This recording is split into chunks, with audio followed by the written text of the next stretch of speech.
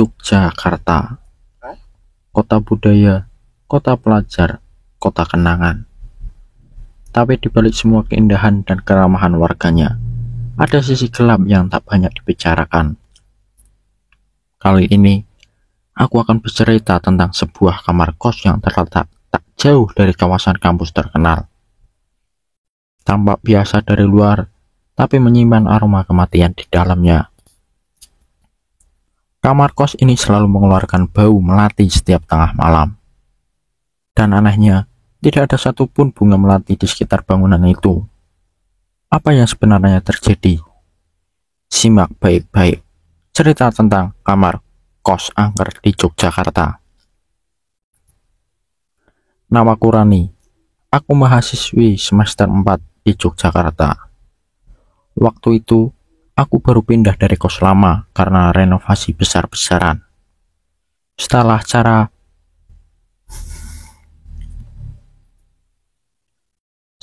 cari sana-sini, aku menemukan sebuah kos di daerah Karangmalang. Murah, strategis, dan kamarnya bersih. Tapi hanya satu kamar yang kosong, nomor 13. Ibu kos sempat berkata, "Kalau malam, jangan buka jendela ya, Mbak. Kalau ada bau aneh, hiraukan saja." Aku pikir itu hanya kepercayaan kuno, mungkin biar anak kos nggak begadang atau macam-macam. Malam pertama, semuanya berjalan biasa. Aku belajar, menonton film, lalu tidur. Tapi sekitar jam 12 malam, aku mencium bau bunga melati yang cukup kuat. Tidak seperti parfum, tapi seperti bunga asli yang baru dipetik. Aku mencari-cari sumber bau itu. Tidak ada. Pintu kamar tertutup rapat, jendela juga, tapi bau itu seperti ada di dalam kamar. Malam berikutnya, bau itu muncul lagi, selalu sekitar jam 12 malam. Tapi kali ini ada tambahan. Aku mendengar suara langkah kaki di lorong luar kamar. Pelan, teratur, seakan ada seseorang berjalan tanpa alas kaki. Aku mengintip lewat celah jendela. Tidak ada siapa-siapa. Tapi di bawah jendelaku ada setangkai bunga melati basah. Aku bertanya ke teman kos. Mereka hanya saling pandang. Akhirnya satu dari mereka, namanya Tika, mau cerita. Kamar nomor 13 itu dulu pernah ditempati Dela. Anaknya pendiam, jarang keluar. Tapi suatu malam dia ditemukan gantung diri. Di kamarnya tercium bau melati yang sangat kuat. Sampai sekarang, bau itu masih suka datang kalau malam Jumat. Aku mulai tidak tenang, tapi karena urusan kuliah padat, aku tetap bertahan. Sampai suatu malam Jumat, jam 12 malam lewat, pintu kamarku mengetuk sendiri. Pelan, 3 kali. Tok tok tok. Malam itu, aku tidak berani membuka pintu. Aku hanya menunduk sambil membaca doa dan berharap semuanya segera berlalu. Jam 3 pagi, aku akhirnya tertidur. Tapi dalam tidurku, aku bermimpi sangat nyata. Aku berada di kamar yang sama, tapi dindingnya lembab dan penuh noda hitam. Di sudut ruangan, ada seseorang perempuan berdiri. Rambutnya panjang, menutupi wajah.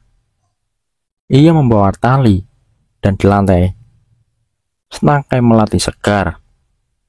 Perempuan itu perlahan mengangkat wajah, matanya merah dan bibirnya berbisik, "Kamar ini milikku."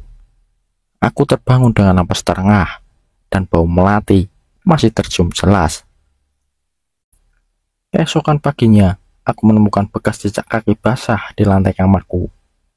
Jejak itu dimulai dari jendela, lalu berhenti tepat di sebelah tempat tidurku. Akhirnya aku memberanikan diri bertanya kepada ibu kos lebih dalam. Awalnya ia enggan cerita, tapi setelah aku desak, ia mengaku. Dela, penghuni kamar 13 dulu, ternyata pernah mengandung anak dari pacarnya. Tapi pacarnya meninggalkan dia. Dela murung, sakit-sakitan, dan akhirnya gantung diri. Tepat di bawah jendela kamar nomor 13. Ia memeluk setangkai bunga melati, bunga yang selalu ia tanam dan rawat di halaman. Setelah kematiannya, Setiap penghuni kamar 13 mengalami gangguan. Ada yang kerasukan, ada yang hilang ingatan, dan sebagian besar pergi dalam waktu singkat. Ibu kos akhirnya memanggil seorang ustadz untuk membersihkan kamar itu. Ritual dilakukan saat malam Jumat. Aku ikut menyaksikan dari luar. Saat pembacaan ayat berlangsung, tiba-tiba pintu kamar menggedor sendiri dari dalam. Dan terdengar suara perempuan menangis. Sangat pelan, tapi memilukan.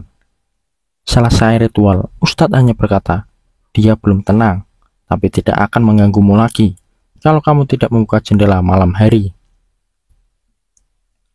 Aku tetap tinggal di kamar itu sampai akhir semester, tapi aku tidak pernah lagi membuka jendela setelah maghrib. Dan setiap kali bom melati datang, aku hanya diam dan membiarkan lewat. Hingga kini, kamar itu tetap ada, masih dihuni oleh anak kos baru yang mungkin belum tahu cerita ini. Tapi kalau kamu berkunjung ke kos itu dan mencium bau melati di tengah malam, jangan buka jendela dan jangan panggil namanya, karena dia masih menjaga kamarnya. Terima kasih sudah menonton. Kalau kamu punya cerita seram seputar kos, tulis di kolom komentar. Jangan lupa like dan subscribe untuk kisah misteri selanjutnya.